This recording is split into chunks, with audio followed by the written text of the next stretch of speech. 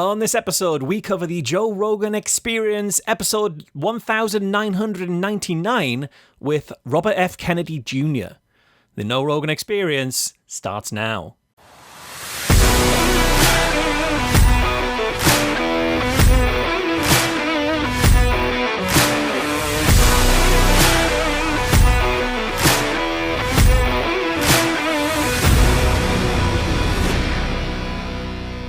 Welcome back to the No Rogan Experience. It's a show where two podcasters with no previous Rogan experience get to know Joe Rogan. It's a show for anyone who is curious about Joe Rogan, his guests and their claims, or just anyone who just wants to understand Joe's ever-growing media influence.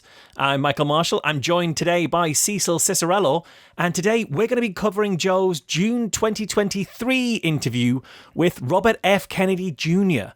It's an episode that's been viewed 1.9 million times on YouTube alone. So, Cecil, how did Joe introduce RFK Jr. in the show notes?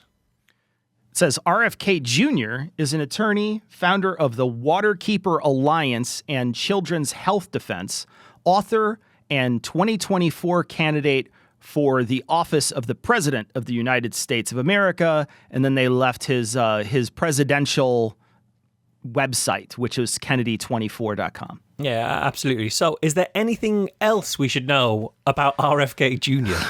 You know, we're going to learn a lot in this episode, but I think it's important early to talk about a couple things that are very important and the reason why we're covering this. So first, we should know that RFK is the current Secretary of Health and Human Services in the United States, which is essentially the top medical job in the United States. Now, this is a person who advises the president on any health matter, and understand that this position is not often given to someone who's a medical doctor. Often they're politicians or attorneys, so it's not unusual for someone like RFK to have this job. It is, however, unusual for someone with very radical ideas about vaccines and other health subjects to have this job.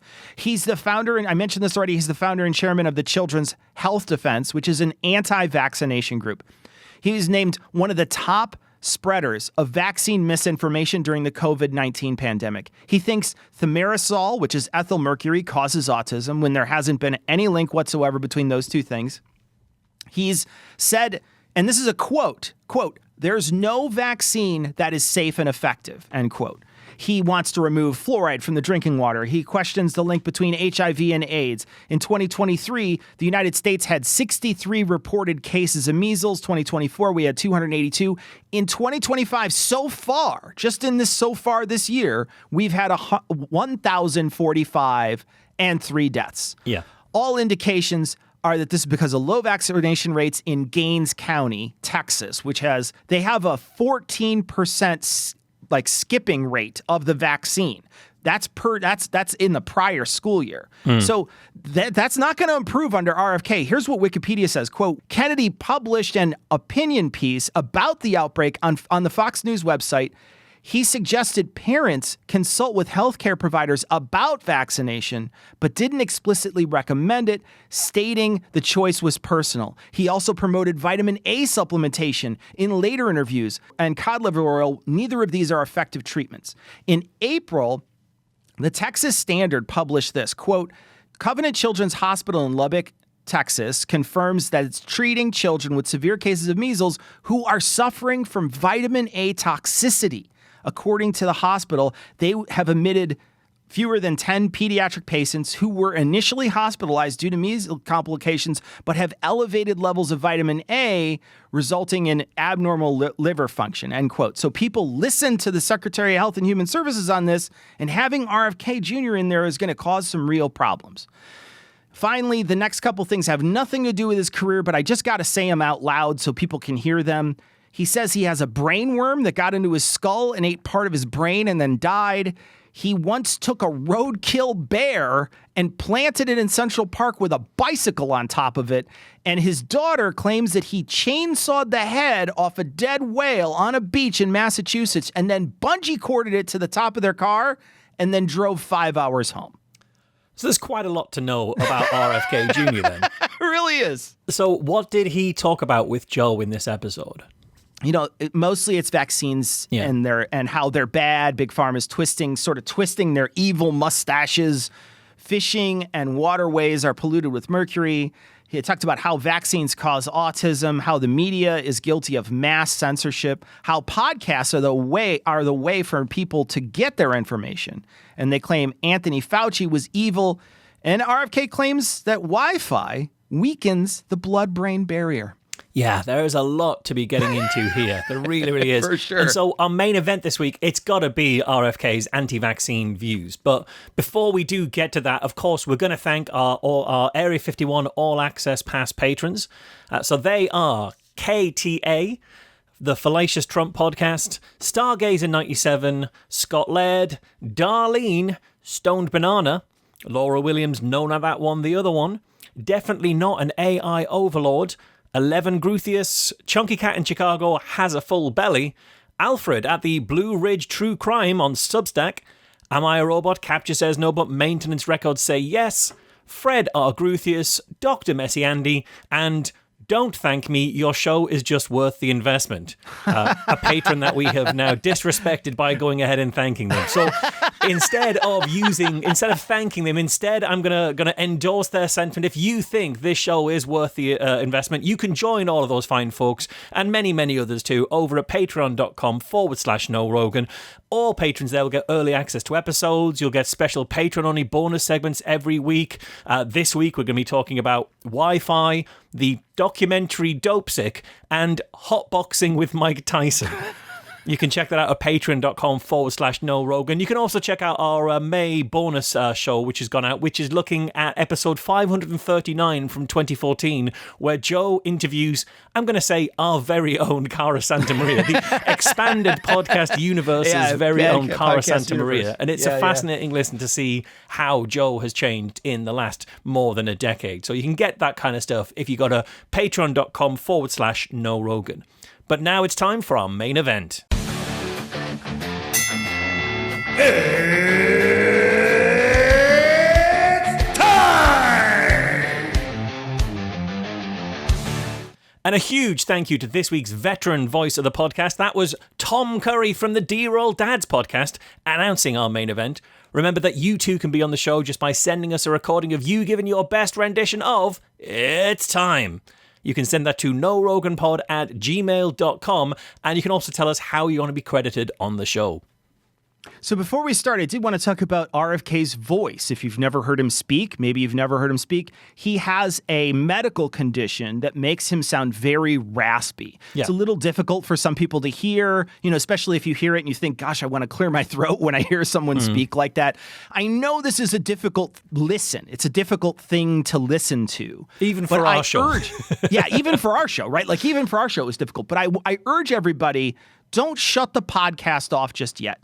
I think that learning this stuff and knowing this stuff and hearing them speak is very important, especially for a lot of people out there. There are a ton of people out there who are really in tune with this new Make America Healthy Again movement. They really see him as a champion of this. And if you want to have an opportunity to have a conversation with someone who has those opinions, you need to be informed on what they're actually saying and how they actually get there. And if you just say, well, I don't like RFK, we're going to hear it with Joe. He sort of formed an opinion about him. If it's not informed, then you're going to be in a rut. So yeah. I urge you, try to get through listening to RFK because it is sometimes a little difficult to hear. Yeah, absolutely. I mean, I know that some of our listeners actually skip the Joe Rogan clips and just listen to our analysis, which, is valid, but it's very hard to know exactly what we're referencing if you haven't heard what it is that they're saying. So do give RFK a chance so that he can explain to you all the things he thinks, so we can then highlight the places where we think he's wrong. Okay, so we're going to have to start on some backstory. Like we suggested, this is RFK and how his views developed on vaccines and his anti-vax views. That's all in the main event, but we've got to get there first. So here's some backstory on how Joe met RFK and how RFK sort of started his anti-vaccine views. When I had heard of you in the past, before I had read your book and before I'd met you, I had no information on you, but there was this narrative, and this narrative was you were anti-vax and you believed in pseudoscience and you were kind of loony. I didn't look into it at all. I just took it at face value because that's what everybody had said. And in my mind, vaccines have been one of the most important medical advancements in human history, saved countless lives, protected children. And I thought very strongly that they were important. I didn't have any information on that either. This was also just a narrative that I've adopted from cursory reading of news articles and, not really getting into the subject at all. Then the pandemic happens. And I had quite a few very reasonable, liberal people, rational people that I trusted their mind, recommend The Real Anthony Fauci, your book. And I'm like, Robert Kennedy wrote a book about Anthony Fauci? Like, what is this going to be about? So, as we've already heard on previous episodes, Joe wasn't actually as convinced or persuaded on the efficacy and the safety and the wonderfulness of vaccines as he does like to make out. And he brings this up a lot. I would have said vaccines were the greatest thing ever. But as we'd heard even ages ago, I think going back to David Pachman interview, so right at the start of the pandemic, he was already spacing out his vaccine shots for his kids before the pandemic came along. So either this is some disingenuous framing and he doesn't actually think that vaccines are as untouchably wonderful as he's kind of making out that he thought, or it's that he has persuaded himself, or he's been persuaded, that spacing out vaccines isn't a sign that you've got unreasonable fears on vaccines. So whichever of these two options it is, and I can't think it's a third option, it's one of those two, either way, that's not a great start. This is like the first minute of the interview. Yeah, and that book, The Real Anthony Fauci, comes out in 2021. And Joe loves to point out that money is a motivator for bad actors. He published a book about Anthony Fauci with a byline, quote, Bill Gates, Big Pharma, and Global War on Democracy and Public Health. This is right after the pandemic. I mean, the pandemic, we had just started sort of mass vaccinating people at this point.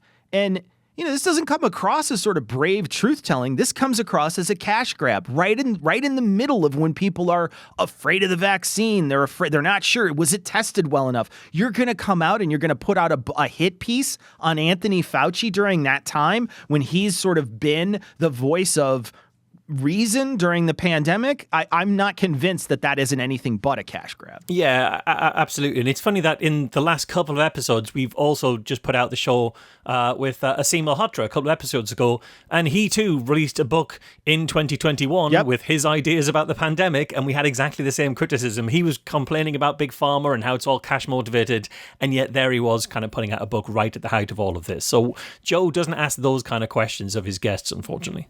Yeah.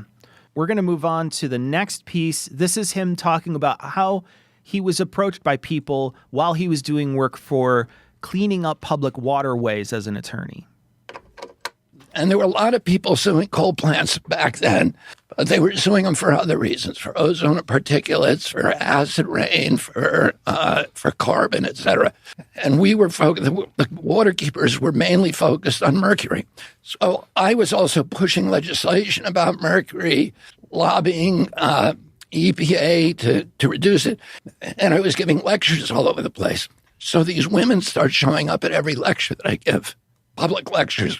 And they would come and sit in the front seat, occupy the front. They'd come early, occupy the front row, and then afterwards they'd stay late. And they would ask to talk to me. And they would say to me in a very respectful, and by the way, these women were all looked kind of similar. They were very pulled together. They were, they were women in childbearing years. As it turns out, they were all the mothers of intellectually disabled children, and they believed that their children had been injured by the vaccines, by mercury in the vaccines. So, so they would say to me in kind of a respectful but vaguely scolding way, if you're really interested in mercury contamination, exposure to children, you need to look at the vaccines. Now, this is something I didn't want to do.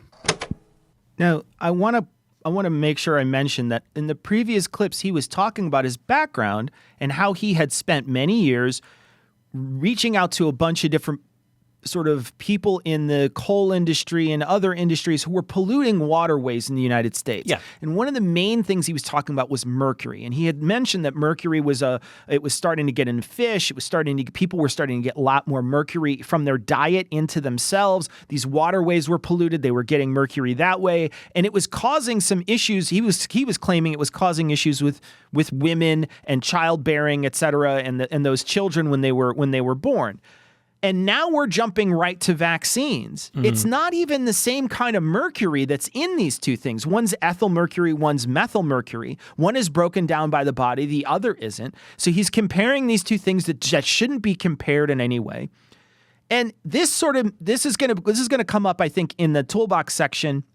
It shows the level of evidence needed to motivate RFK Jr. Yeah. On the one hand, you have scientists who are giving him data about how mercury is getting into the food system and the waterways. And here you have a group of what he calls pulled together women who have the same level of credibility because of anecdotal experiences that they've had. Yeah, absolutely. And he says, I think just after this, that somebody needs to listen to these women. It was just important that someone listens to these women. And I think he's right. Someone should listen to those women, but because everyone should be listened to in case there's something there. But the someone who's listening needs to be somebody who is equipped to evaluate the veracity of their claims, what they're actually saying is true or whether they're mistaken, whether they're going through some stuff and they've attributed it to the wrong cause. You can't just have somebody who is going to accept at face value their story. We need somebody who's credible in that kind of way. And as we'll hear throughout this interview, and especially in the toolbox section, RFK Jr. proves he is not the person to listen objectively to these women because he's way too convinced of his own ability to just eyeball the science and essentially read the vibes and figure out if it's true or not. He's not equipped for actually establishing any causal link here or understanding whether these women are onto something when they're blaming the vaccines or whether they're just trying to blame something because they need an answer and that's what they've settled on, but they're mistaken.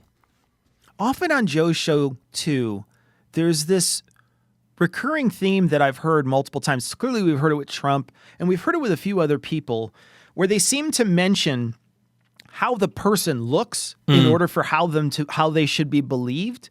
And this happens often, and this happened in this very clip. I mean, here he's saying, here's a pulled together person. They're not some crazy person. They're clearly, these are mothers, these are serious women. And it's like you can't judge somebody how they look on whether or not the veracity of their claim stands up. And so this is something that they misconstrue all the time, and it flows right past the radar under Joe. All right, now we're going to talk.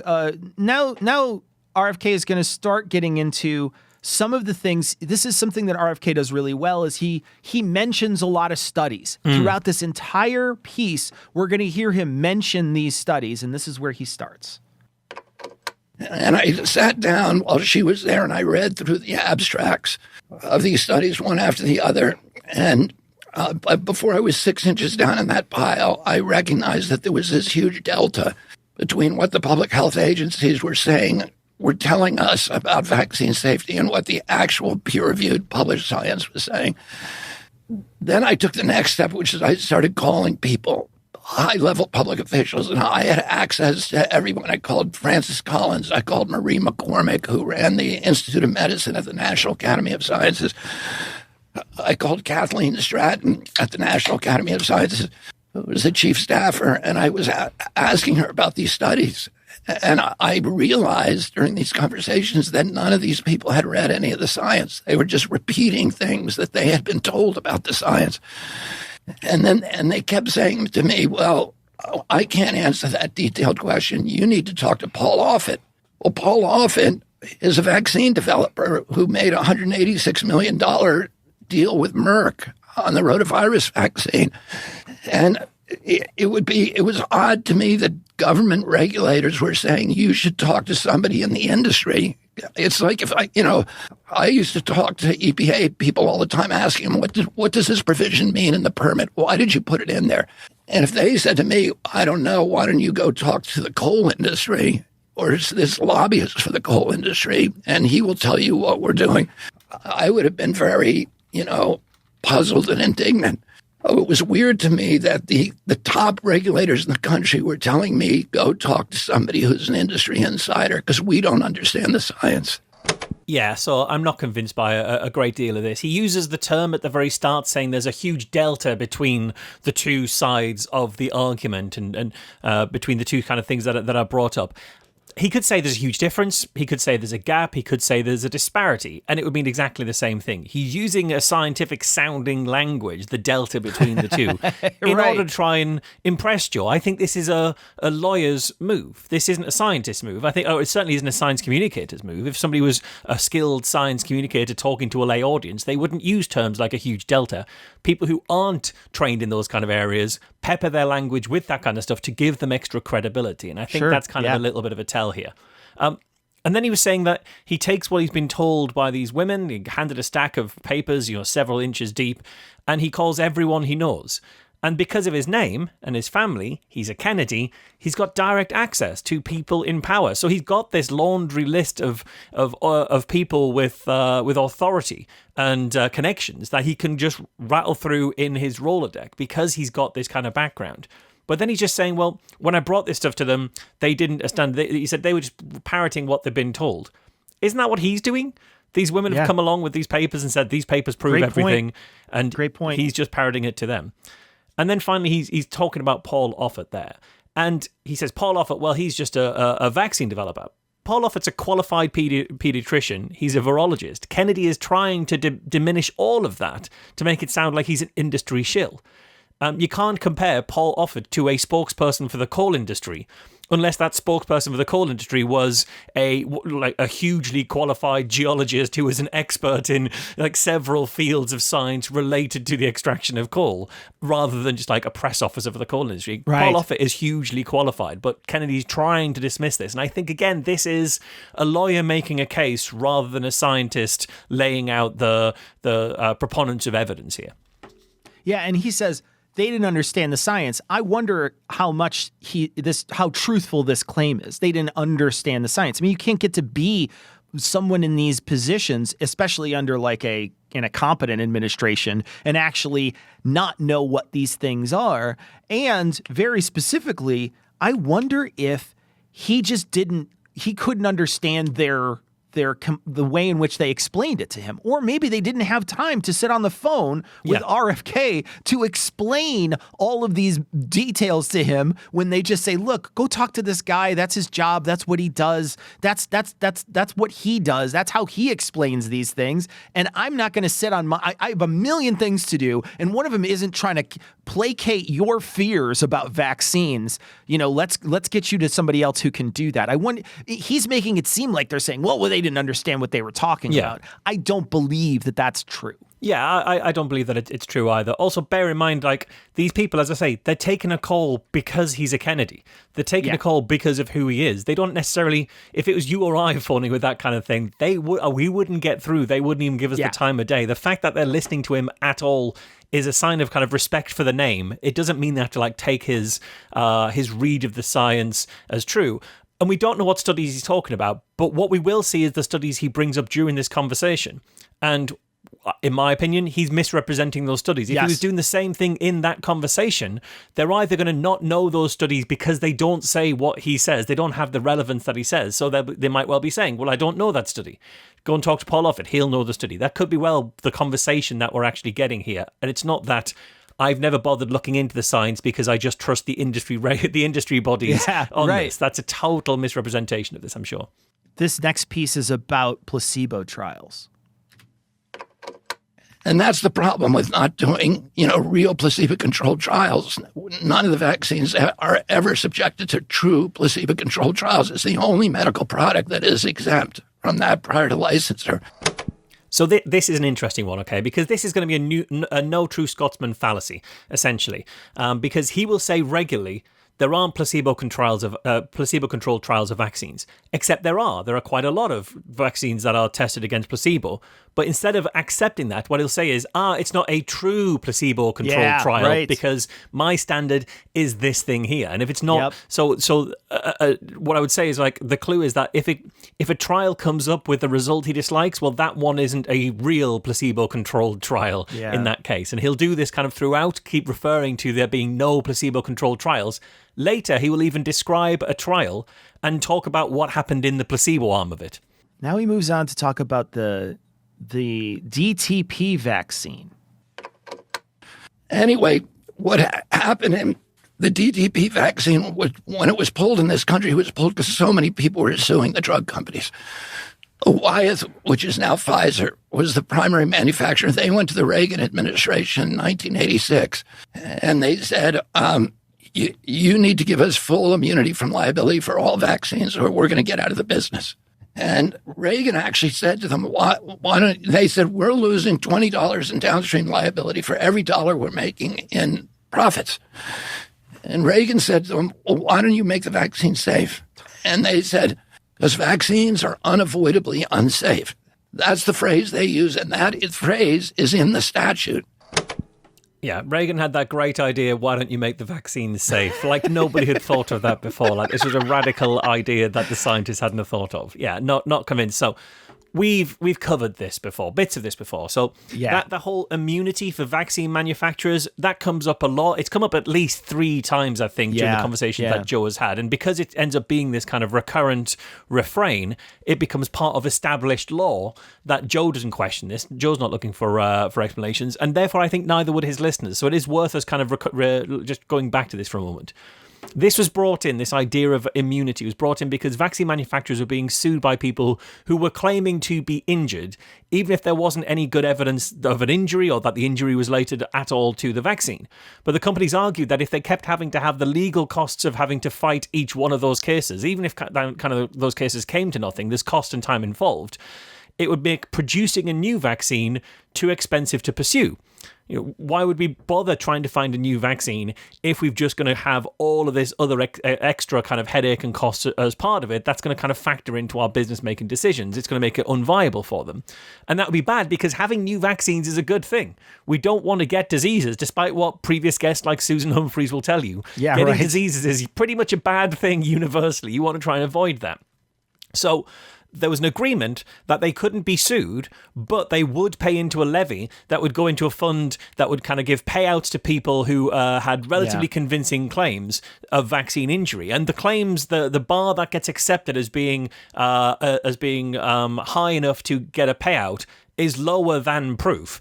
It's kind of, is this a reasonable claim? Okay, because they don't want to have to go into deep litigation on everything and find like perfect evidence. So they have this kind of fund here. And if you have a claim that suggests that you are injured by the vaccine, you'll get a payout, but you can't then sue the vaccine manufacturer. You'll get a compensation from this scheme instead. And what about this idea that vaccines are unavoidably unsafe? Is that true? Well, not really. So in 2011, the Supreme Court released its decision in a case which was Brusiewicz versus Wyatt. And the case was a challenge to this federal law that stopped vaccine manufacturers being able to be sued. And this case involved a girl who suffered seizures and permanent brain damage after receiving the DTP, the diphtheria, tetanus, pertussis vaccine. Their parents of this girl tried to sue the manufacturer, saying that there was a defective design of the vaccine that caused their daughter's disabilities. And when the Supreme Court ruled against them and said, you can't sue this the vaccine manufacturer, they used the phrase unavoidably unsafe in the opinion and in the dissent. That's kind of what Kennedy's picking up on here.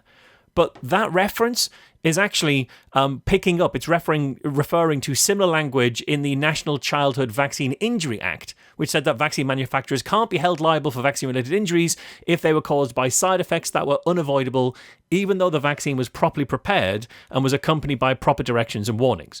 So is there a side effect? If you've done everything the right way, you can't kind of sue for this. So I read about this in USA Today. I'll have the link in the show notes. They interviewed Dan Farber, who's a law professor at the University of California, Berkeley. And what he says was, while the opinion does include the phrase unavoidably unsafe, it does that only to say that that isn't relevant here. So it says, in other places where it's said unavoidably unsafe, it's not relevant here for these reasons.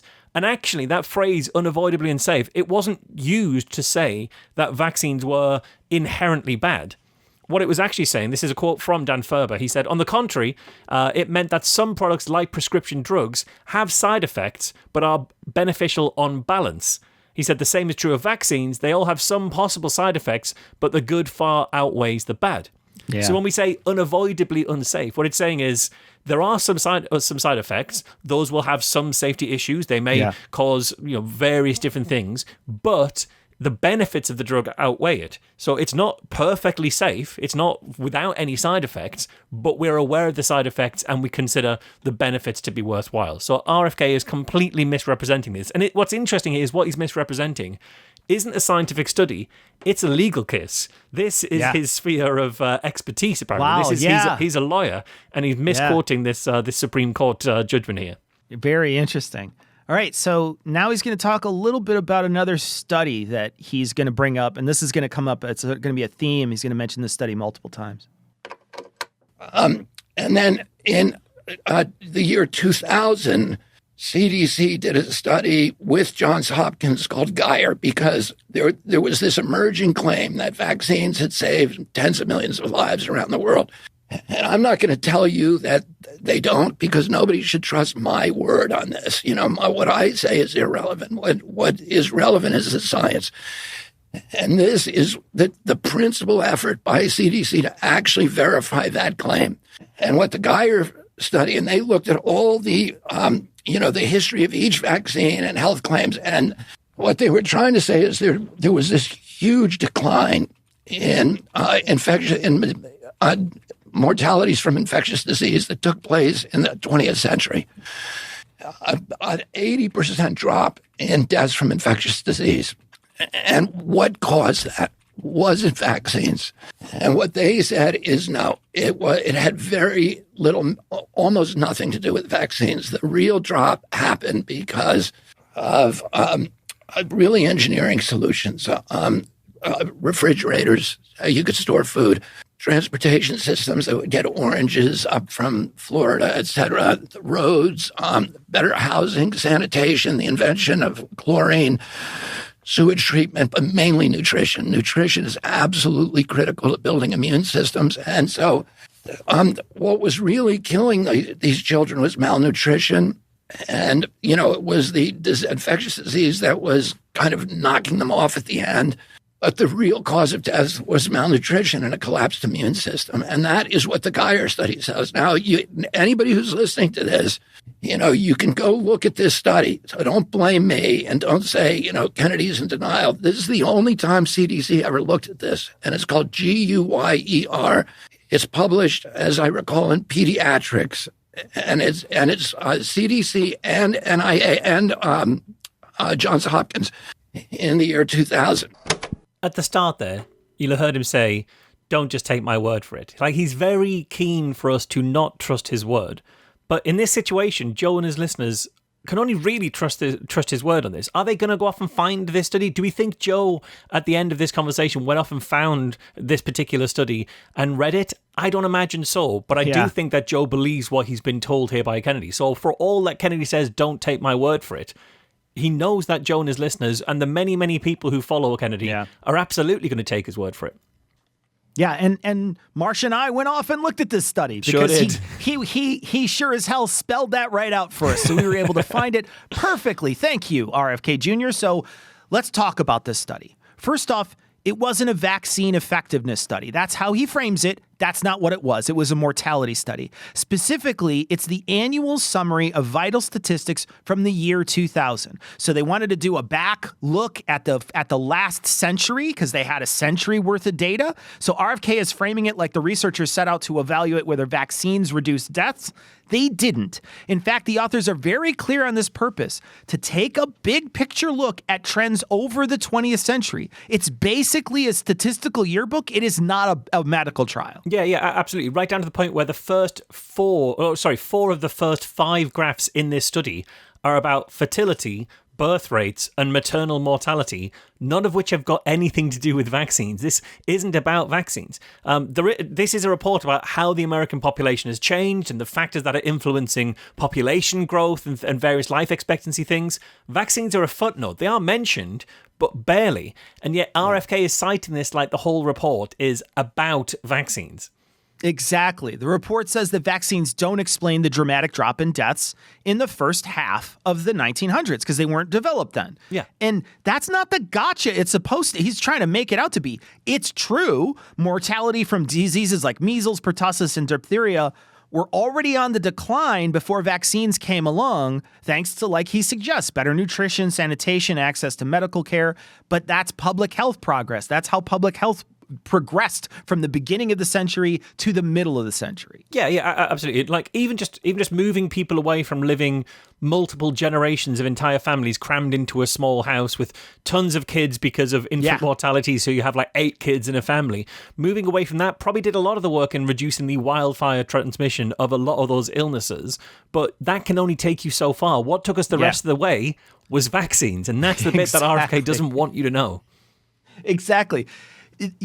Even as deaths decline, cases were still through the roof. You can look at this image. There's an image that I'm going to put in there.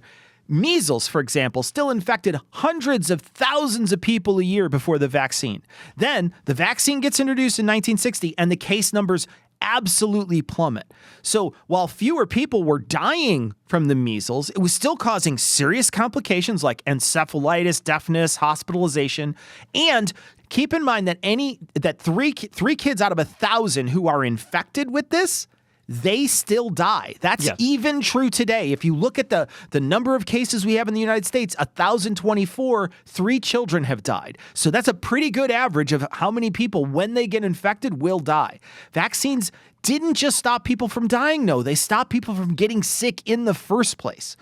So let's be honest about what vaccines actually do. Did they cause a drop in mortality from infectious disease? No, but that's because we did it in reverse. If let's say that all those conditions stayed the same and we introduced the vaccine before, that we would have seen a change. There would have been a change in that because they wouldn't have actually gotten the disease. There would have been more people, there would have been less people getting the disease and there would have been less complications from it. We did it the other way around, so now we have to look we have to say, well, the public health stuff worked. Because the public health improvements worked, we can't say the vaccine doesn't work and it doesn't prevent those things. That's the real story. They're trying to twist this mortality chart into something that it isn't. Yeah, they absolutely are. I love that he sort of buried in there when he was talking that it was all the people who died, they were actually dying from malnutrition.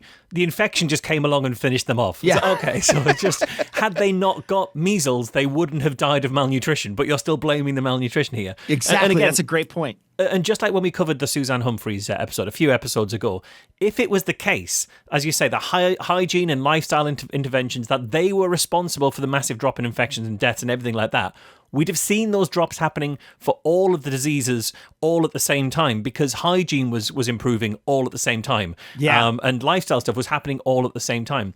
But that isn't what we see. What we see is a disease spreading and then a vaccine coming along, and then within a couple of years of the introduction of the vaccine, the deaths and cases from that disease just fall away. And there'll be an image in the YouTube version of this. If you are watching it on YouTube, you'll see, we can see in the graphs when at different time points in history a vaccine gets introduced, we see the effect it has on the disease afterwards. All right, so they're going to move on to another study. There's another study from 1977 called McGinley and McGinley. And it was, and that study also said that fewer than 1% of the decline in infectious mortality deaths could be attributed to vaccines. Again, he's brought a study up. It sounds really, really persuasive. But just pause and think about this for a second. He's citing a study from 1977. That's 50 years ago. Why is he citing a study that is half a century old when we're talking about vaccines? Think about the changes that have happened through everything since the 1970s. Yeah, think about the new vaccines. Yeah, exactly.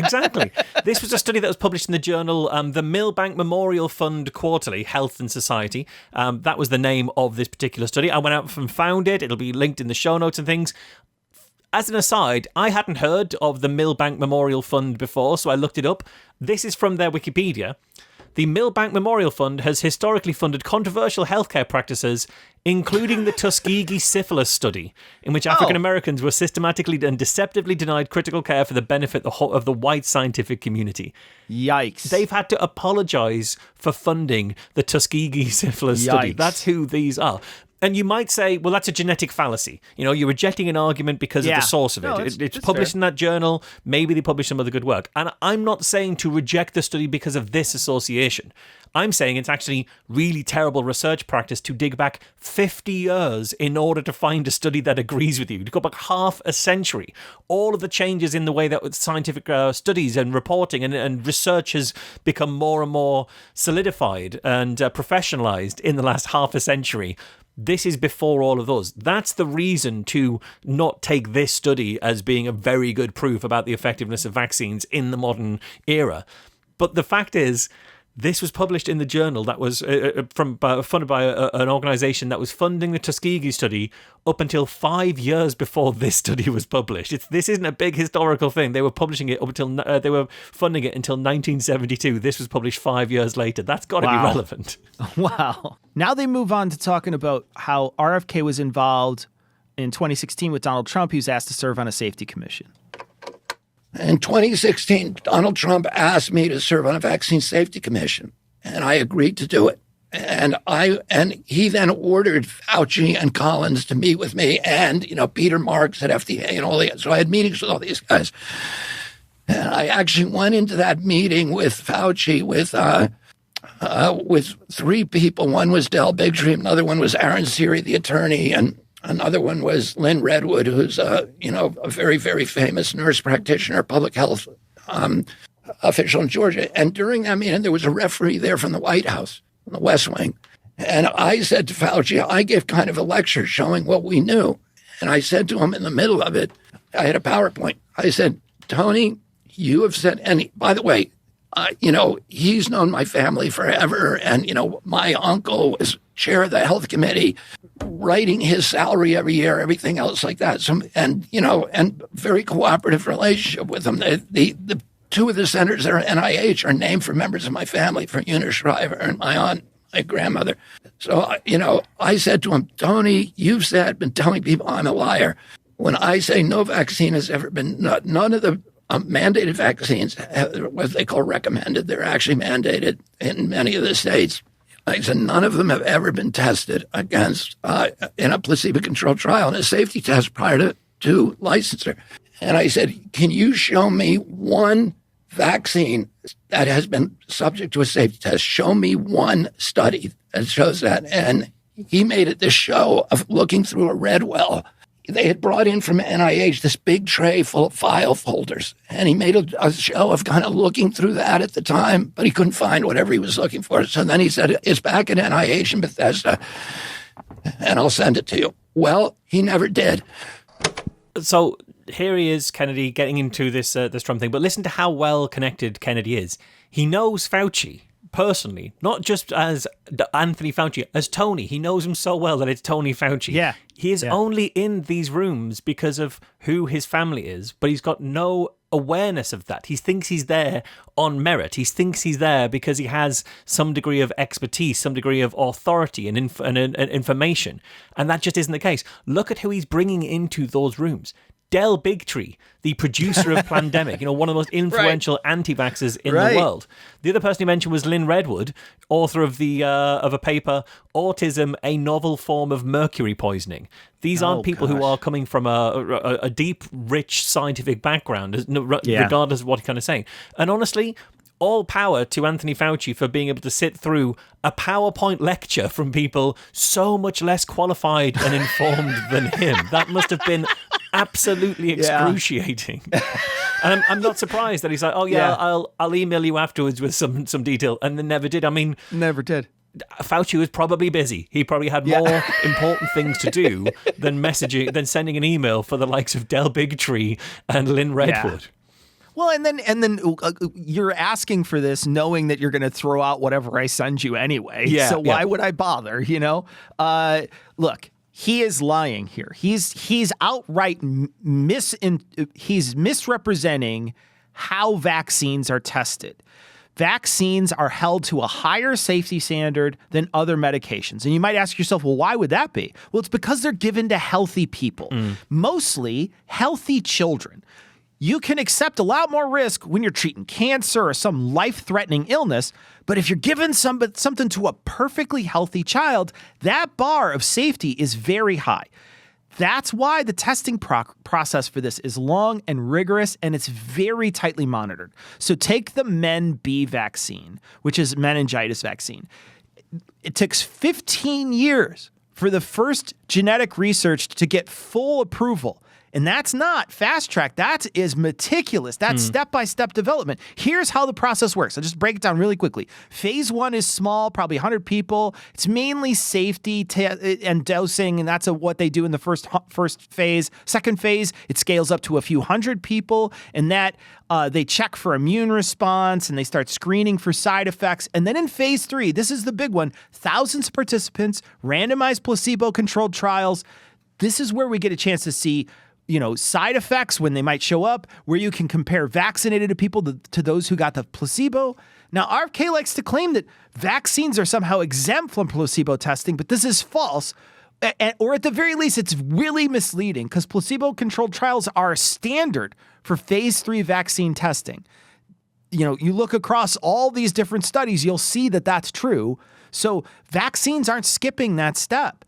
They're going through the same process as many other drugs, if not more, more rigorous testing. Yeah, absolutely. And I'm surprised that people don't remember this from the COVID vaccine. When the COVID vaccine was happening, there was a placebo arm of that. There were people I know who had volunteered to be part of the wider distribution test, that like phase 3 test. Once we're pretty sure it's safe, we're pretty sure we got the dose all right, we're pretty sure it's effective. Now we're just going to check it at a larger level. And there were people who were in the placebo arm, and they got vaccinated afterwards because the stuff they'd been injected with previously was the placebo, so it was ineffective. So once the trial was done, it was like, right, and now we're going to vaccinate you because we haven't yet. So we know there was a placebo test being done. We know people who were in it even. Yeah. Yeah. All right, now they're going to talk about a different disease. This is hepatitis B. In around 1999, the vaccine schedule immediately after they passed the Vaccine Act exploded because all these companies were rushing to get new vaccines onto the schedule, many of them for diseases that weren't even casually contagious, like ridiculous diseases that are on that, like hepatitis B. Why would you get hepatitis B from sharing needles or from like going to a really seasoned prostitute or from sort of compulsive homosexual behavior. But a baby can get it if they get it from their mom, but every mom is tested. So, at the hospital, every pregnant woman is tested for it. So the baby doesn't need this. Is there a treatment for it when they do get it? Yeah, but the thing is, why would you give it to a 1-day-old baby, or a 3-hour-old baby, and then 4 more times when that baby's not going to be even subject to it for 16 years? And it may not even, originally what happened is Merck and CDC designed this for prostitutes and for male homosexuals, promiscuous male homosexuals, and they couldn't sell any because those cohorts had other better things to do with their money, and they didn't, they weren't going to buy the vaccine. Merck went back to CDC and said, we built all these plants and we got the thing and got it approved and we're, $1 billion in. What are you going to do? And CDC said, we'll just recommend it for children. And that way they keep what they call the warm production lines. So I think there's a lot here that's important, but one of the things that stands out before we get into some of the specifics of these claims is the language that he's using and the way that he views people. Like, what perspective is he coming from here? Hepatitis B was for seasoned prostitutes, compulsive homosexuals. Why compulsive? I have no idea why compulsive has to be in there. Promiscuous male homosexuals. These are very specific kind of targeted othering language. around what is the transmission of a disease. Like there shouldn't be a moralistic judgment about infection with a disease. Nobody goes out their way to acquire a disease or to try and get a virus. But the language here is so laden with this kind of judgmental nature that the idea of seasoned prostitutes is such a specific and weird language in there that I think it's really worth highlighting it. Yeah, you season cast iron pans. I don't even know what he's talking about. No, seriously, I really do appreciate that you've called this out, though, Marsh, because you can tell the language that they're using. This is often used around STDs or AIDS. They often try to make it seem like, well, what was the person wearing when they got the disease? They do this very often, and I'm glad you called it out. So let's talk about hepatitis B, because there's a lot of confusion about hepatitis B and why should kids get this? You know, should babies be vaccinated? Isn't this an STD? Why are we giving it to newborns? Well, that is an oversimplification, and it's very misleading. So hepatitis B is transmitted through blood and body fluids. That means that it's not about sex or drug use. Kids can be exposed to this in really simple ways, like scraping your knee on a playground. You get a nosebleed. A kid could bite another child, and that could cause someone to get this. The CDC says the virus can survive on surfaces up to 7 days, even when there's no visible blood. So exposure like this is more common than people assume. And most people who get hepatitis B, they don't even know they have it. Kids especially might show no symptoms at all. And that means the virus can spread quickly without anyone realizing that they're carrying it. And the age you get it really makes a difference. If hepatitis B, if a baby gets it, there's a 90% chance they're going to develop chronic liver issues later in life, like cirrhosis, liver failure, cancer. But if someone is affected as an adult, those risks are a lot lower. So it's important to make sure the kids get the vaccine because it's easy to get in certain places, and it's the virus stays alive, and you can cause some real harm in your life if you don't get this vaccine. Yeah, and just listen to the language that they're talking about in this, and the structure of this argument. I think this is an especially disingenuous argument, because when they're saying, why should a baby be subjected to this when they won't contract hepatitis for 16 years, implies that they'd be okay with getting vaccinated later. But RFK doesn't think that. He thinks there are no safe and effective vaccines. He thinks that nobody should be vaccinated for this. So his argument here is just whatever best suits his goal right now. If his issue was about timing, he'd be saying you should be vaccinated at 13 before you might become sexually active. But he's not saying that.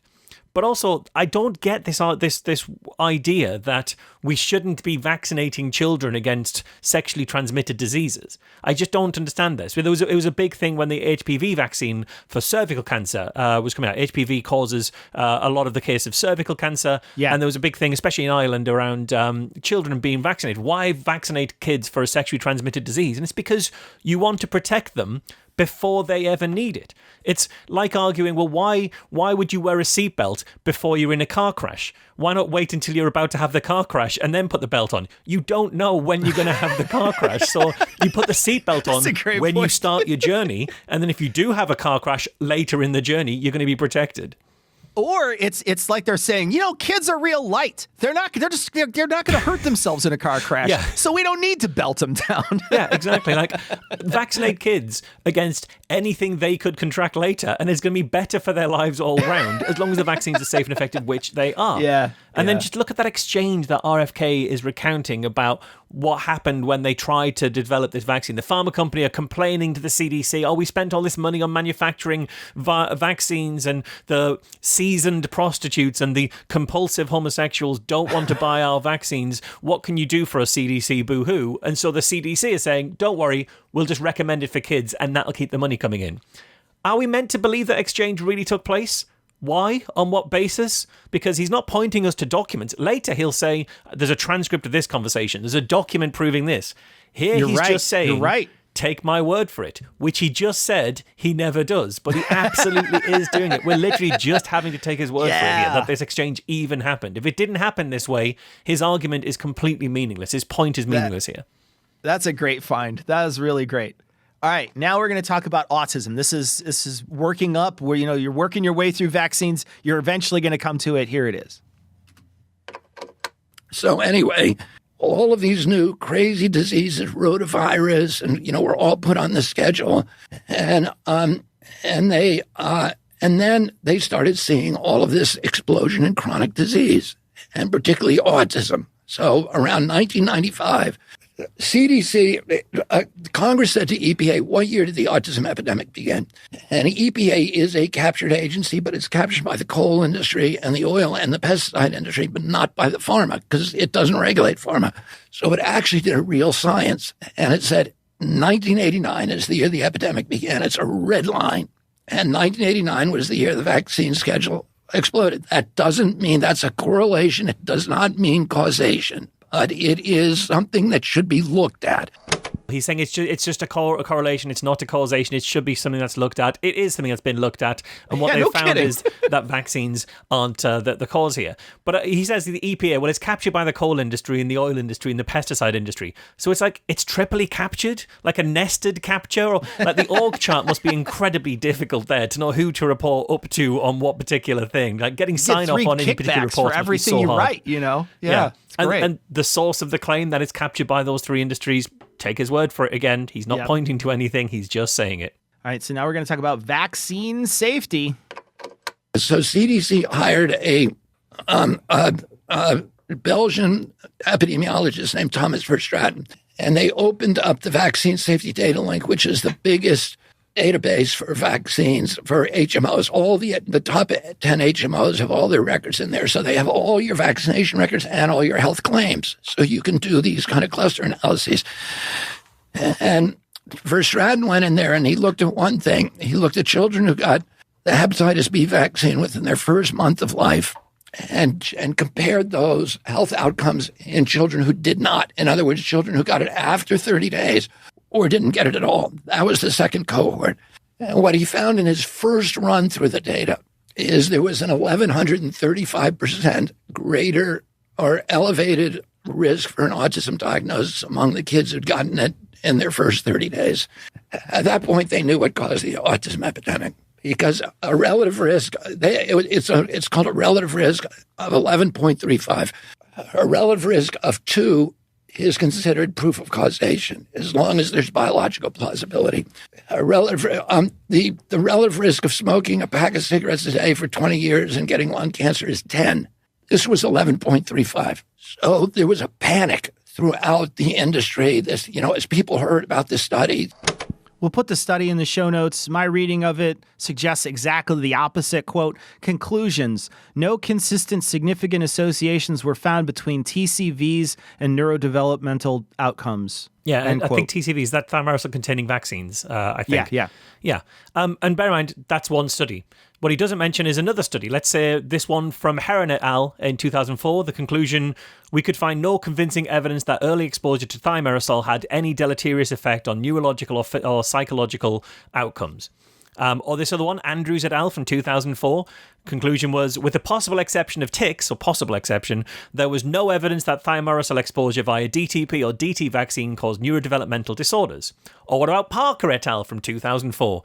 The conclusion, studies do not demonstrate a link between thimerosal-containing vaccines and autism spectrum disorder, and the pharmacokinetics of ethylmercury makes such an association less likely. Epidemiological studies that support a link demonstrated significant design flaws that invalidate their conclusions. Evidence doesn't support a change in the standard of practice with regard to the administration of thimerosal-containing vaccines in areas of the world where they're used. Or, let's pick another one, last one we'll do here, Thompson et al. From the New England Journal of Medicine in 2007. Conclusion, our study does not support a causal association between early exposure to mercury from thimerosal-containing vaccines and immune globulins and deficits in neuropsychological functioning at the age of 7 to 10 years. That is just a handful of the studies. So while he's citing this one study, there's loads of other studies that completely disagree with him. And that's because there's a load of research into this. A lot of research went into the claims about thimerosal and vaccines and autism. So now, 20 years later, we should be doubly confident that there's no link there because it's incredibly well researched and the preponderance of studies come to the conclusion that there's nothing there to be worried about. And it's also interesting and a little odd that he doesn't mention. He mentions Thomas Verstraeten. He doesn't mention that after doing that study, Verstraeten went on to work for GlaxoSmithKline, one of the pharmaceutical companies. And that's fine by me. People move around the industry. People like Glaxo, Big Pharma, they're going to have some experts that they'll need to hire and things. But it feels like if he didn't like Verstraeten's conclusions, that would absolutely have been something he'd used to dismiss everything he was saying in that study. Just as he dismissed Paul Offit, he's a vaccine manufacturer. Imagine if he'd read that study and hadn't found something he could use as positive. He'd be telling us, well, the CDC hired Thomas Verstraeten, who coincidentally went into work for Big Pharma immediately afterwards, so the whole thing was a big carve-up. Like, we know that's what he would do. He does it in other areas. Yeah. So now we're going to talk about a conference that's called Simpsonwood, and they talk about it for a little while on this podcast. CDC wanted to do a meeting with all of the big pangerums of the industry. But they didn't want to do it on CDC campus because then they thought it would be subject to a Freedom of Information law request. They wanted to do it, just keep it secret. So they found this retreat center, a Methodist retreat center in Norcross, Georgia, called Simpsonwood, and they assembled, I think there was 72 people there, and they were from the WHO, CDC, NIH, FDA, and all the vaccine companies and all the big academics, the people who basically develop vaccines in the academic institutions, and they were all there. And they spend the first day, they give them all a copy of the Verstraeten study, but they have to give it all back because they don't want it out there. And then they have a day of talking about it where they're all saying, holy cow, this is real. And, the lawyers are going to come after us. We're all in trouble. And then they spend the second day talking about how to hide it. And how do you know this? Because somebody made a recording of it.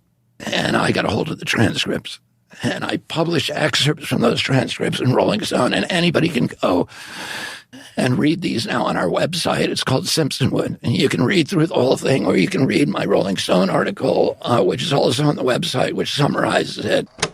So we have a link to that that transcript. It's a 200+ page transcript. Marsh, you had an opportunity to look through it? Yeah, I did just a very quick skim. So here's a quote from page 44 of the report. They said, this is the result for autism in which we don't see much of a trend. This is talking about the thimerosal-containing vaccines and the incidence of autism and the connections. They said, this is the result for autism in which we don't see much of a trend except for a slight but not significant increase for the highest exposure. The overall test for trend is statistically not significant. This is in their report. No significant link. Here's another mention. This is from page 92, where they highlight that in 1,000 cases reviewed, there were 13 kids who were diagnosed autistic, which would actually be significantly lower than the general rate of autism in the population, because that's like about 1 in 100 in the wider population, or it seems like about 1 in 5 in terms of my friends as to how many people are autistic. But that suggests that there wasn't an overabundance of autistic children in the vaccine cohort. Now, that doesn't actually mean that there weren't more autistic kids in the cohort study than were identified there, because diagnosis accuracy has improved dramatically in the last few decades. So there's almost certainly a load of autistic kids in those 1,000 cases that weren't diagnosed autistic at the time. That fact that the accuracy and the ability to diagnose has increased in over the last couple of decades, that's why it seems like there's so many more autistic people now. It's down to diagnosis. It's not down to mercury levels. It's down to the ability to diagnose and understand what the various different ways that autistic people kind of manifest and the various signifiers of having autism. So that is why we're seeing a larger number. In fact, they even say as much. On page 198 of this transcript, Dr. Rappin says, quote, "Can I make one comment about the business of the increasing prevalence of developmental disorders? I think that this parallels increasing education and sophistication of people who examine children. I can tell you from my own experience that 20 or 30 years ago, I barely diagnosed autism unless it was so blatant that it stared me in the face, and now I see at least 2 new ones a week, and not so severe as the previous ones, so I think there's a tremendous change in the threshold of ascertainment. And yes, I've seen the California statistics which say it's increased 300-fold, but I'd be interested to know whether it has increased a 300-fold in areas where there are physicians who've been trained in this recognition as opposed to areas where they're not." This study that he is citing, this transcript, they're citing as a smoking gun where they talk like, holy cow, autism is rising because of vaccines, includes doctors saying, well, the reason that we're seeing rates of autism go up is because we're better at spotting it now. It's in his evidence. These are quotes in this transcript. It's no wonder that his article in the Rolling Stone that summarized this got retracted. And there were other issues with it. If you go to the Rolling Stone's website, I think we got the link in the show notes as well. His article overstates the amount of ethyl mercury in vaccines. It gets the number wrong, the amount wrong.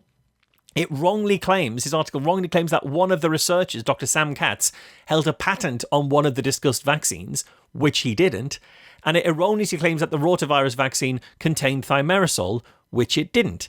And Salon.com later said that the errors in this article went so far in undermining Kennedy's expose that they had to correct it on 5 occasions. Wow. And then they pulled it in January 2011, saying, quote, "At the time we felt that correcting the piece and keeping it on the site in the spirit of transparency was the best way to operate, but subsequent critics further eroded any faith we had in the story's value. We've grown to believe the best reader service is to delete the piece entirely." And they explained that the criticism of the article and the flaws in the science connecting autism and vaccines completely undermines the value of any reporting. This is his smoking gun. Yeah, and it is not smoking, and it's not a gun. All right, now he mentions vaccination rates. Has the rate of vaccinations changed as a schedule changed? The rates of vaccinations have gone up. And, the mercury has been removed from a lot of the vaccines, but there's aluminum in those vaccines, which, operates along the same biological pathways and does the same kind of damage. It's extremely neurotoxic. And then there's other things, lots of other toxics in the vaccines that, could be responsible. There's hundreds and hundreds of scientific studies that looks at it, but nobody ever reports them. Well, I did a book in which I have 450 studies that are digested in that book, that I summarize and cite, and 1,400 references. And everybody will say, oh, there's no study that shows autism and vaccines are connected. That's just crazy. That's people who are not looking at science. So anyway, but they want to say that. They want to say that. It's it's just part of the religion. Yes, right? That's exactly what it is. Yeah, it really does seem like a religion. And the heretics have to be burned at the stake. Yes. They have to be humiliated, silenced, destroyed.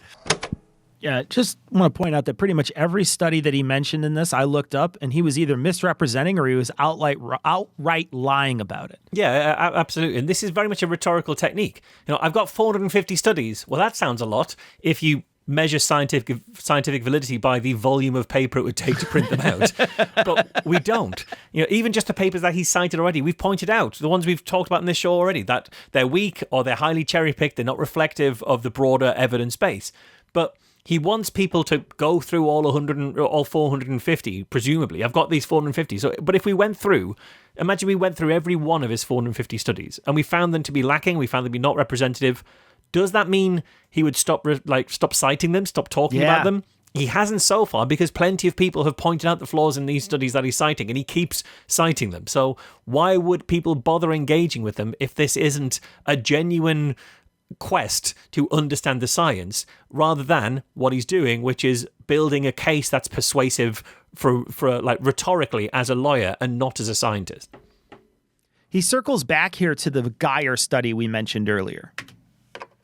Well, all that metadata that I was talking about in the Geyer study, and it's really interesting that the graphs that go along with it. One of the graphs that go through each disease, and they show when the disease was killing people, and then there's this huge decline, and then it goes flat, so it's not killing anybody more. Then the vaccine is introduced. Yeah.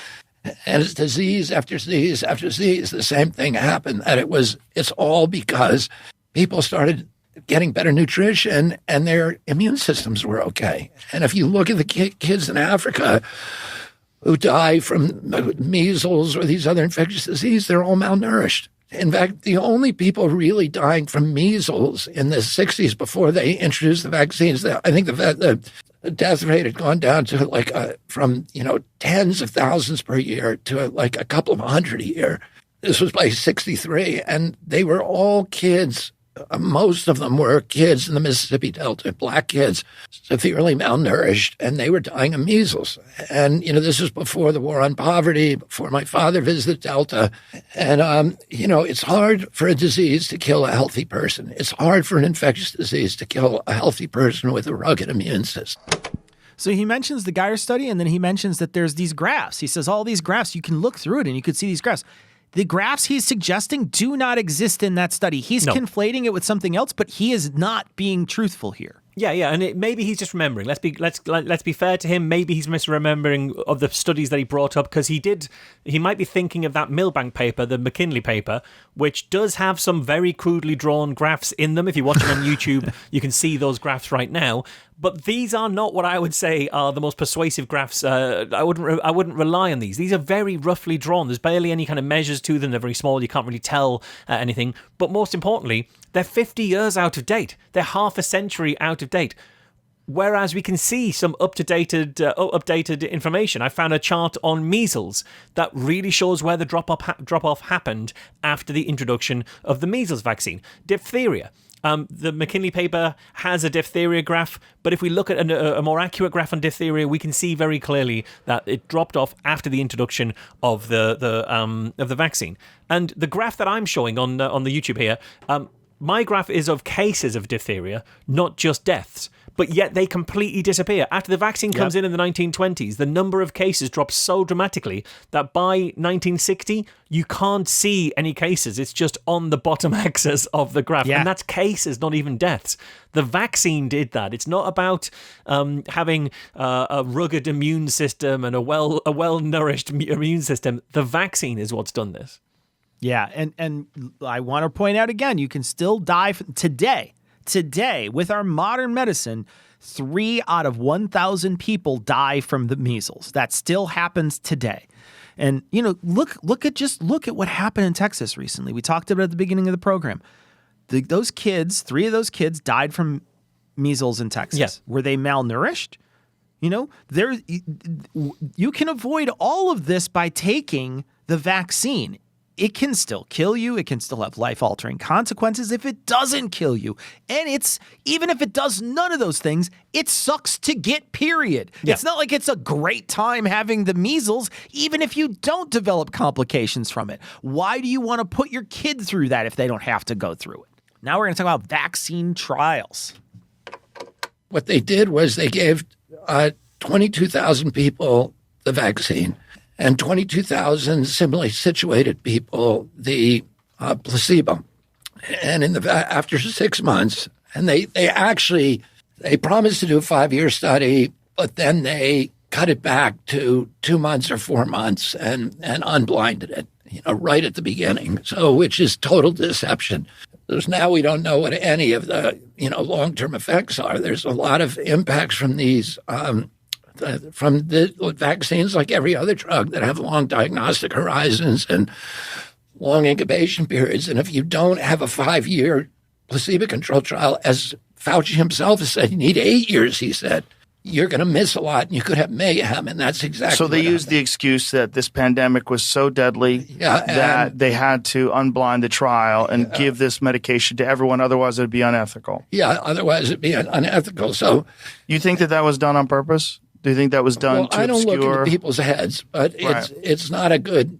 The optics are not good. So, first of all, this sounds like a trial of a vaccine against a placebo, which he said earlier doesn't happen. Oh, maybe this one wasn't a real placebo then, was it not?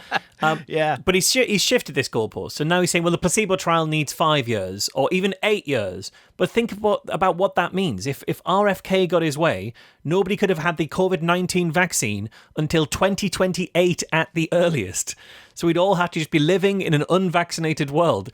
So there was a placebo trial, and it was pulled early because it was pretty clear that it was working, and there was a pandemic that was raging, that was killing thousands and tens of thousands, hundreds of thousands of people. The death toll for COVID, we've covered before, like the death toll in the UK was a sizable percentage of the entire population died.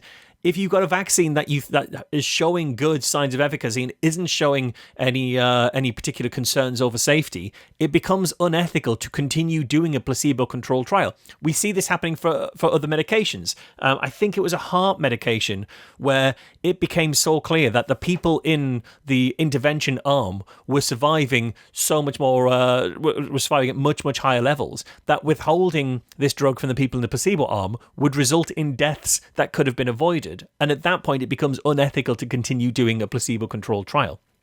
But what we want here, what RFK wants, is if you'd have carried this trial on longer, I'd have been proved right. And we've seen this before. This idea of, well, the short term didn't prove me right, but I think we just need longer. Yeah. You know, Mike Benz is going to find out all the problems with US aid. We just need longer to get there. 50 years, buddy. All you need is 50 years. You can prove anything you want. Exactly.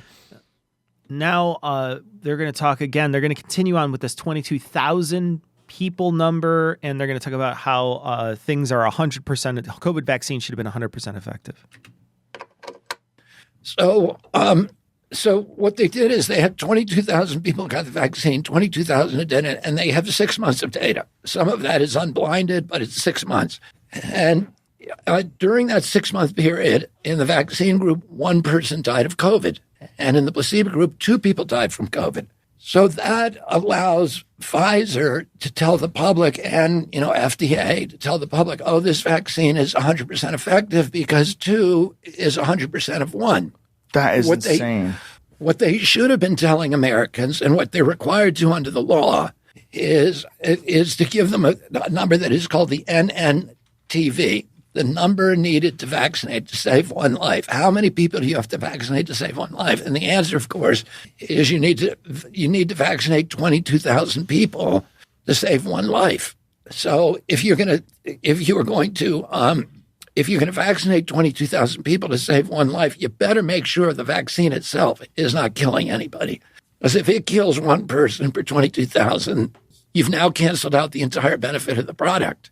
And when they looked at the key metric, which was all-cause mortality, in other words, how many people died of all, not just from COVID, but of all causes in the vaccine group, and how many died from all causes in the placebo group, the placebo group had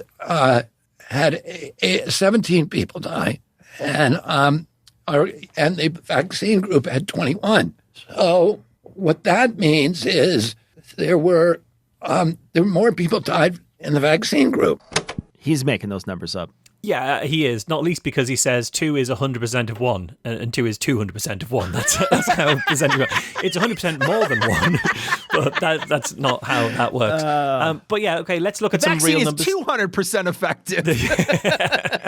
Okay, but let's look at some real numbers. I found a study from the CDC, which involved data from 1.2 million patients. So a massive cohort of patients here. It was across 3 periods of time between December 2022 and February 2023. They kind of like blocked it out in 3 different kind of periods.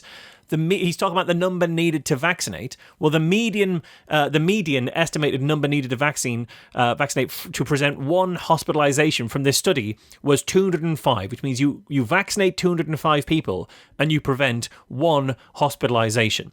And the NNV was lower across study periods for adults over the age of 65. In the first period, you had to vaccinate 110 people to get to prevent a hospitalization. In the second period, it was 46 people. In the third period, it was 88 people. So you're kind of varying around, say, like the 70, 80 people. So for every 70 people of, say, pensionable age that you vaccinate, you're going to save 1 of them from going into hospital. Those are pretty good numbers.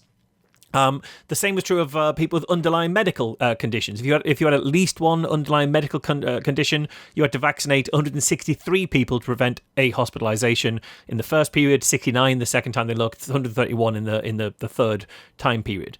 Overall, to prevent 1 emergency admission, so not like I need to go into hospital, but actually, call an ambulance, we need to get you there now. You had to vaccinate 156 people to avoid 1 emergency admission. These are very decent numbers. It's not true that you need to, 22,000 people to save 1 life. That's just not the case at all. Yeah. I found another article that I'll put in the show notes. This is from Voices for Vaccines. Quote, studies show that communities with many people vaccinated in COVID had lower death rates during the pandemic than those communities with low vaccination rates. Furthermore, estimates suggest that COVID vaccines saved 20 million lives in their first year globally. If everyone in the U.S. who was eligible had received a COVID vaccine, over 300,000 lives would have been saved, end quote. So, he's making up these numbers, these 22,000 people numbers, to try to make you seem like you shouldn't have to take the vaccine because it's not really that effective. He's just misinterpreting or misrepresenting the numbers here. All right, we're going to move on to our toolbox section.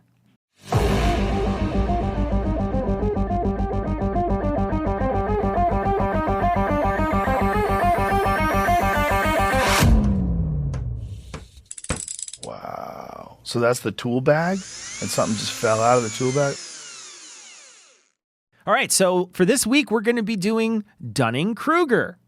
Yeah, so the Dunning-Kruger effect is a cognitive bias where people have too little competence in a particular area to understand how little competence they have, and therefore they overestimate their abilities. And this is something that we see from RFK an awful lot. He is a lawyer. He spent a lot of time in the legal kind of area, and as we covered at the very start, he tried some cases around pollution that he actually got quite far on. But from that particular level of background and expertise, he now overestimates his ability to understand the science, and that's where we get into a lot of problems. And so we'll hear a few examples of him doing exactly that. All right, so we're going to start out with his work early on where he's talking about helping fishermen and working on waterways in the United States as a lawyer. And I went to work for commercial fishermen on the Hudson River. We began suing polluters. They purchased a patrol boat and began patrolling the river, and we sued. While I was there, we sued over 500 polluters. We forced polluters to spend almost $5 billion on remediation of the Hudson. And today, partially as a result of our work, the Hudson is now the richest waterway in the North Atlantic. So yeah, as you can hear here, as a lawyer, RFK did something that I assume is legitimately good. I've not looked into the exact claims he's making here, but that sounds like a very good thing. But he wasn't the one doing the science. He wasn't the one evaluating scientific claims. But from these victories, he's gained this oversized assumption of his own scientific competence and ability. And that's where he's going to get into trouble when he starts supporting things that aren't true, because he doesn't have the competence to tell how little he knows or how little expertise he has in understanding these things. Yeah, and look, chances are that you're in a job like this, you're going to trust a lot of experts in the field, like climate scientists, EPA scientists, etc. But now look at what he's doing. He's abandoning those scientists, and a majority of scientists when it comes to it, because the majority of scientists, a vast majority of scientists recognize that vaccines are safe, and he's abandoning all those people when it comes to vaccines. Yeah. So he's doing the exact opposite thing he was doing while he was working in the EPA or with the EPA. Now he's going to talk about science in this next one. And I'm used to reading science. I'm very comfortable reading it. I wanted to be a scientist when I was a little kid. And my life, my legal career has been about science. It's, virtually all the cases that I've been involved with, hundreds and hundreds of cases, almost all of them involve some scientific controversy. And so I'm comfortable with reading science, and I know how to read it critically. I know how to look for the flaws in it, and how to weigh attribute weight to various studies. Like, he is a lawyer. He's not a scientist. Despite the fact that he wanted to be a scientist when he grew up, he may well have been a child looking to be a scientist, but he didn't become a scientist. And so he needs to understand that his reading comprehension will never be at the expert level that scientists would have. Now, most lawyers will recognize that, and they'll rely on expert witnesses to inform what they're doing. But Kennedy isn't able to do that. And it's maybe because he had such success in his other legal cases, or maybe because he's a Kennedy who can pick up the phone and speak to some of the most powerful people in the country at will, and they will listen to him. But for whatever reason, he isn't able to understand that he doesn't have the level of scientific expertise to read these papers. It's the equivalent. It's like he's standing on the shoulders of giants and mistaking himself for just being really tall. He's not understanding what he stood on here. Yeah. Now they're going to talk about Mercury, and they're going to mention, they're talking at the very beginning about Paul Offit. When they says him, that's who he's referring to. So it's a person we brought up earlier in the podcast. This is someone who worked for the industry, but was like a virologist, or a pediatrician. Yeah, he's a pediatrician. So that's who they mention when they mention him, and then they're going to talk about Mercury. And when I talked to him, I caught him in a lie, and both of us knew that he was lying. And that both of us recognized that he was lying. And at that point, I was What was the lie? Well, I asked him this question. I said, why is it that CDC and every state regulator recommends that pregnant women do not eat tuna fish to avoid the mercury, but that CDC is recommending mercury-containing flu shots with huge bolus doses of mercury, massive doses, to pregnant women in every trimester of pregnancy? And he said to me, well, Bobby, in this kind of patronizing way, and by the way, when I talked to Paul Offit, he started the conversation. He was very enthusiastic, and he said, your father was my hero. The reason I got into public service and public health was because I was inspired by your father. So that kind of, I'm susceptible, like anybody else, to kind of that kind of flattery. So I was inclined to like the guy. But then he said this, I asked him about how can you be, telling people not to eat, women not to eat tuna fish, but giving them a flu shot that has, these huge doses. And he said, well, Bobby, there's two kinds of mercury. There's a good mercury and there's a bad mercury. And the minute he said, and I knew there's a different kind of mercury in the vaccines. It's ethyl mercury in the vaccines and methyl mercury in the fish. But I know by then you can imagine, I know a lot about mercury. I've been suing people. When you sue somebody, you get a PhD in that. You know more than anybody in the world. You have to, or you're not going to win your lawsuit. So I knew a lot about mercury, and I knew that his argument was not with me, but it was with the periodic tables, because there's no such thing as a good mercury. Bobby. I'll use Bobby because you keep calling yourself Bobby. Bobby, you do not have a PhD. You have a JD. You never did research on your own. I don't care how many scientific papers you read. You're not a PhD. Yeah, absolutely. Like, as a lawyer, you don't become an expert in the science. At most, you might become au fait enough with some of the studies that you've been given to be able to recite some of the details of them or cite the dates, the years, a couple of the numbers in them. But you haven't got the basis in evaluating the studies. You can't evaluate their strengths and their weaknesses. And you certainly can't evaluate whether they're fair reflections of the overall evidence base. You don't have the ability to read a paper and see whether the methods make sense, whether the tests are appropriate. Are these statistical tests the right one to be using? Should you be using that particular chemical or that particular polymer? You're not in a place to do that. And so he thinks he knows way more than he does, and he thinks he knows more than the experts do, the people who do actually know these things. And that's what makes this so dangerous.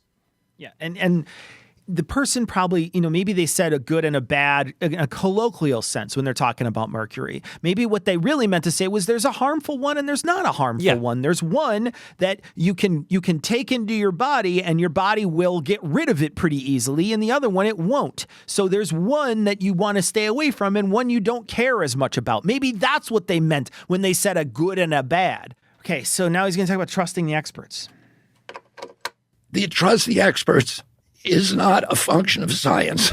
That's the opposite of science. Trusting the experts is a function of religion. It's not and totalitarianism. Well, it's not a function of science or democracy. In democracies, you question people in authority and maintain a posture of skepticism toward them.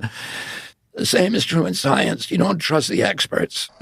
People don't trust the experts. They trust the data. No one's suggesting that someone should be trusting someone because they're an expert.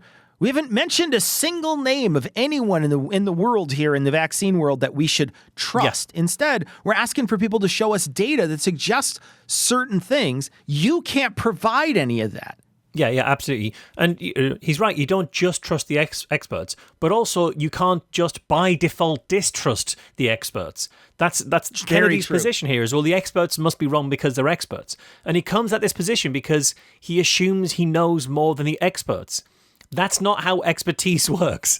You can't, expert by definition is someone who knows a lot about a thing. You can't be like, well, I know more than the people who know a lot about a thing because I don't know a lot about it. This is Dunning-Kruger stuff. The next several clips are about the Spanish flu. So this is the first one in that series. Well, not the Spanish flu, though, right? Well, the Spanish flu was not a virus.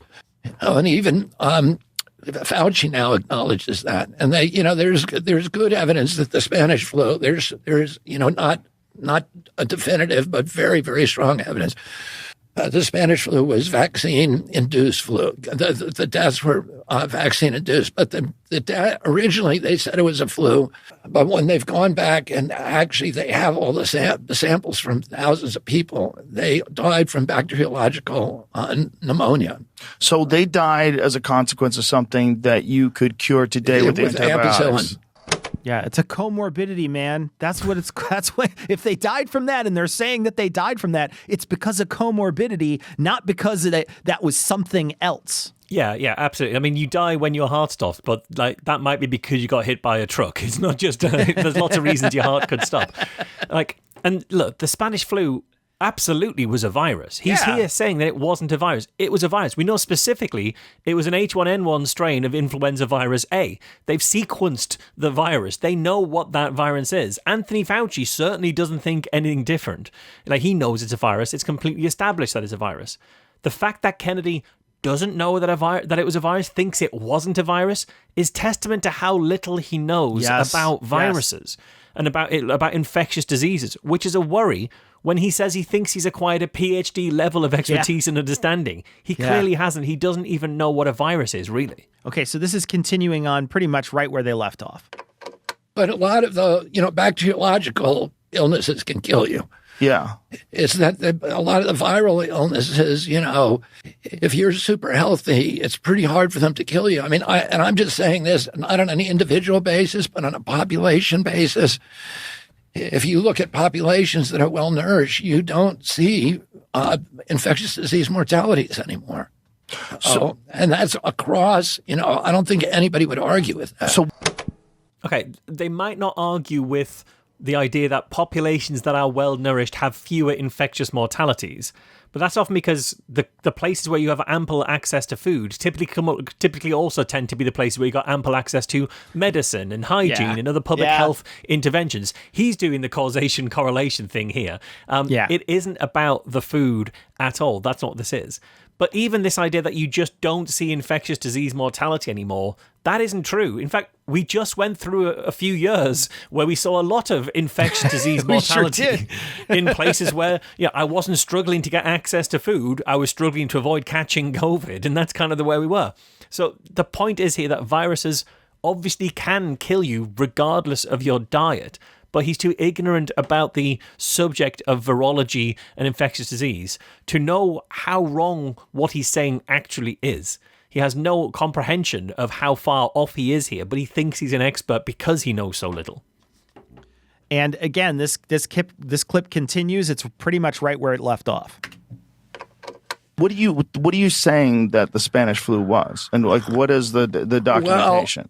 You said that Fauci has publicly admitted that it's not a flu. Fauci wrote an article in 2008, and that I'm pretty sure it's 2008, in which he acknowledged that it was not the flu that was killing those people. It was a bacteriological infection.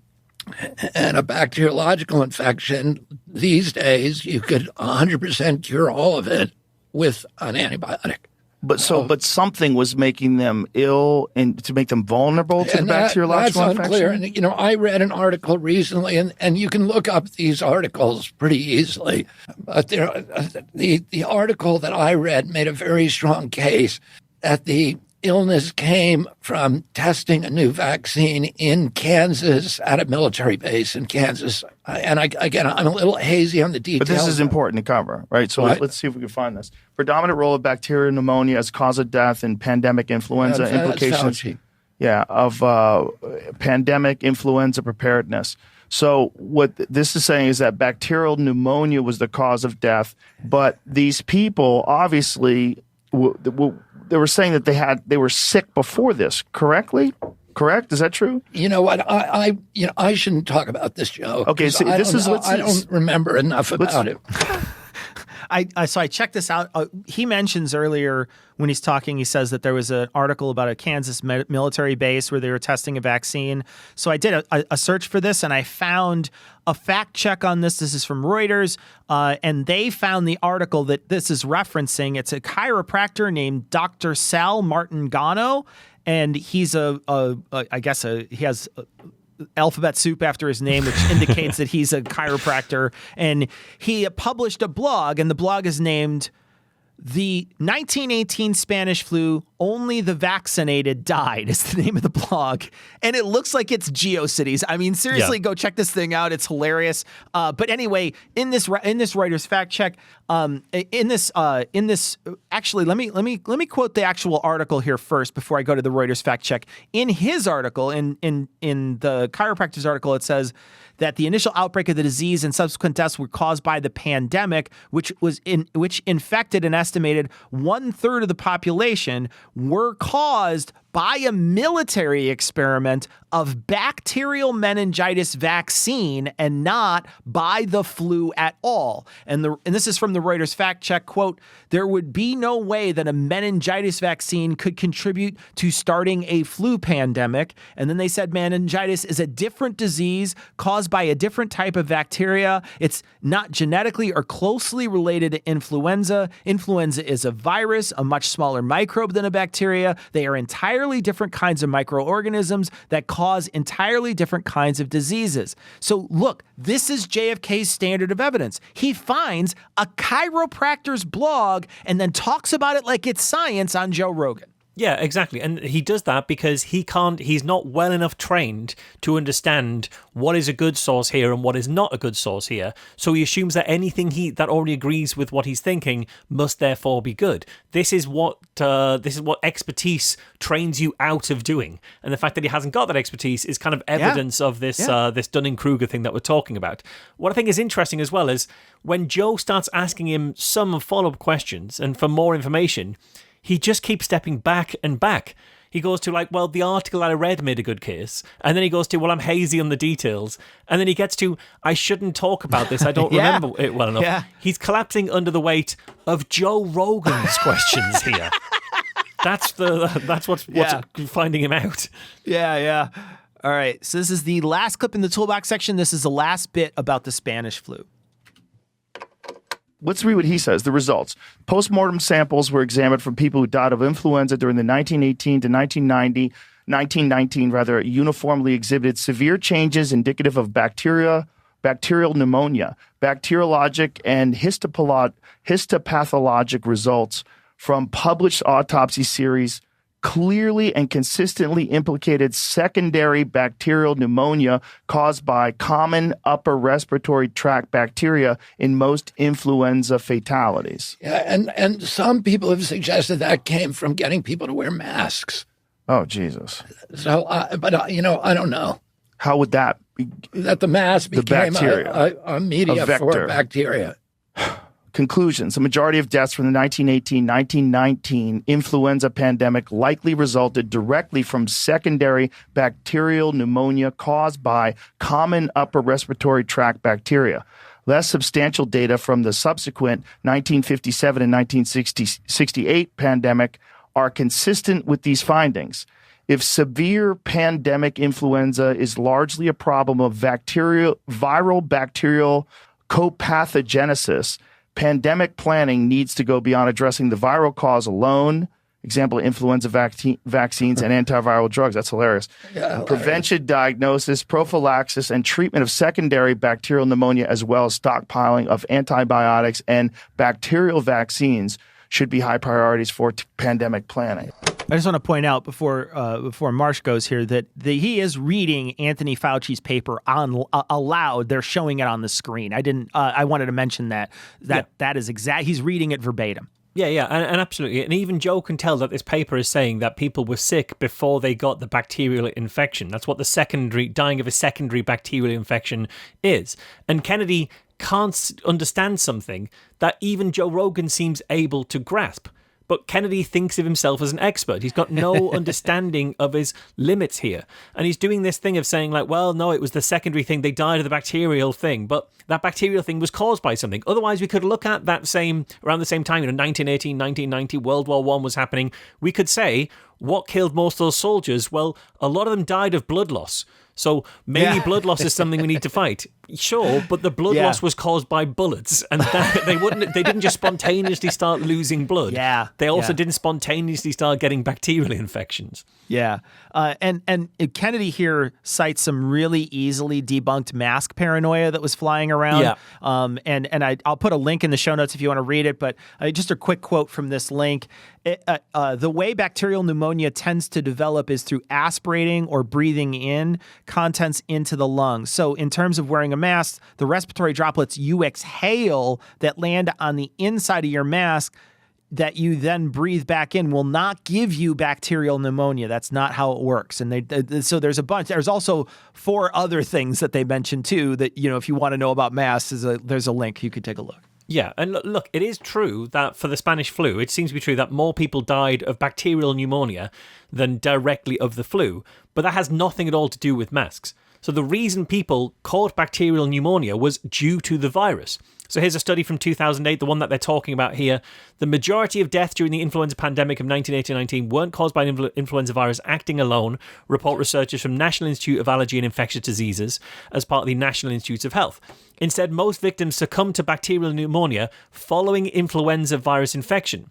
The pneumonia was caused when bacteria that normally inhabit the nose and throat invaded the lungs along a pathway created when the virus destroyed the cells that line the bronchial tubes and lungs. So you got the flu virus, it messed up your lungs, and that allowed a secondary infection of bacteria to take hold, and that's what was so deadly. So the flu itself is what's done this. And this isn't particularly surprising or controversial. Like, I used to be quite prone to getting cold infections that would develop into chest infections when I was younger, because you've kind of already got some stuff going on there, and that weakens you for another bacteria to come in. But to Kennedy, this is some kind of smoking gun. This is some kind of thing saying the Spanish flu wasn't a virus, it was this bacterial infection. It wasn't flu, it was a bacterial infection. And the reason it's a smoking gun to him is because he isn't qualified to interpret or understand the data he's presented with. He's looking for anything he can use to argue his case because he's a lawyer and he's trying to find angles, but he doesn't know what this means and he can't understand it. This paper isn't arguing that the flu wasn't a virus. It's saying that in the middle of a flu pandemic, you need to have a good supply of antibiotics ready to treat secondary infections because you don't want to get caught short. So try and stop them getting the flu, but also bear in mind that if people do get the flu, you need to have antibiotics there in case they develop bacterial infections as well. Cecil, oh, bro, but thinks you're smart. And I'm the last person that thinks I'm smart. Trust me. All right, Marsh, here we are. The end of the show. Did you find anything good in Robert F. Kennedy Jr.'s interview? So I did actually. So there's a part where they talk about soft power and USAID. This is before any of the USAID revelations. This is way before that. And Kennedy is bringing this up organically, and he clearly does understand that foreign aid is a way of showing economic and cultural power instead of having to rely on military power. And he even says that, like you do your economic strength so you don't have to rely on military strength. And he talks about those things quite clearly. Joe seems to understand it when he's saying it. I think it's fascinating to me that a year later, Joe is cheerleading, or however long later, Joe is cheerleading the destruction of the US's entire foreign aid program, and being one of the leaders of people getting those kind of false narratives out there, and just forgetting everything that RFK has told him. But credit to RFK, he does actually recognize the benefit of soft power.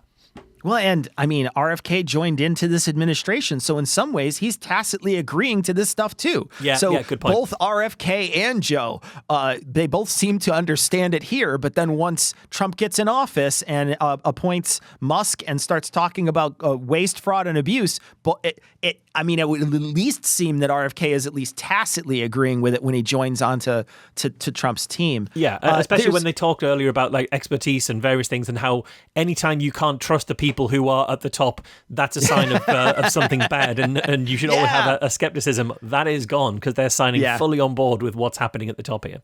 Yeah. I also like to now much of this episode is vaccine talk. So I would say 2 hours and 40 minutes of it or so are vaccine talk. But they do eventually talk about some of the things that Marsh mentioned, and then also talk about people in poverty and how difficult it is. He uses the term poor brothers and sisters a couple times. And, I am absolutely in his camp on this stuff. I liked it quite a bit. I think that it's really, the way in which he talks about people who are underprivileged was really insightful, and I thought, it's hard for me not to believe he doesn't care about those people. Yeah. When he was speaking about them, it's hard for me to believe that he doesn't care that those people are going through difficult times and difficult tribulations in our country. So I 100% was like, wow, this is that actually shows a different side that I hadn't seen before. But it's very strange to me that he aligns himself with Donald Trump then right afterwards, who's literally never going to do any of that stuff and is doing his best to cut things when it comes to the most vulnerable populations in the United States. So I don't see how you align your values with that, but it certainly felt like in this interview he seemed to care about those people. Yeah, and it really shows how you prioritize your values, which ones you're willing to sacrifice on the altar of the other ones. And it's pretty clear that his anti-vax values are the ones that win out. Yeah, they win out. You're right. Okay, well, that is it for the show this week. That's actually it for the series. So we hope you've enjoyed the first series of the No Rogan Experience. We're going to take a break for a couple of weeks. While we're away, remember, you can access more than half an hour of bonus material every single week from a little as $1 by subscribing at patreon.com/No Rogan. While we're away, there'll be bonus episodes there that if you're not a patron, you can go and check out. We did one on Cara Santamaria's interview on Joe Rogan. We've looked at his interview with Bill Burr. We've looked at his interview with David Pakman. There's our monthly bonus shows that our patrons would have heard. So if you do need an extra fix of No Rogan Experience in the weeks while Cecil and I are on subsequent holidays, by all means become a patron. You can check those out. And then you can hear more from Cecil at Cognitive Dissonance and Citation Needed. You can hear more from me at Skeptics with a K and the Skeptic podcast. And so we'll see you soon in a couple of weeks' time for a little more of, well, in fact, for Series 2 of the No Rogan Experience.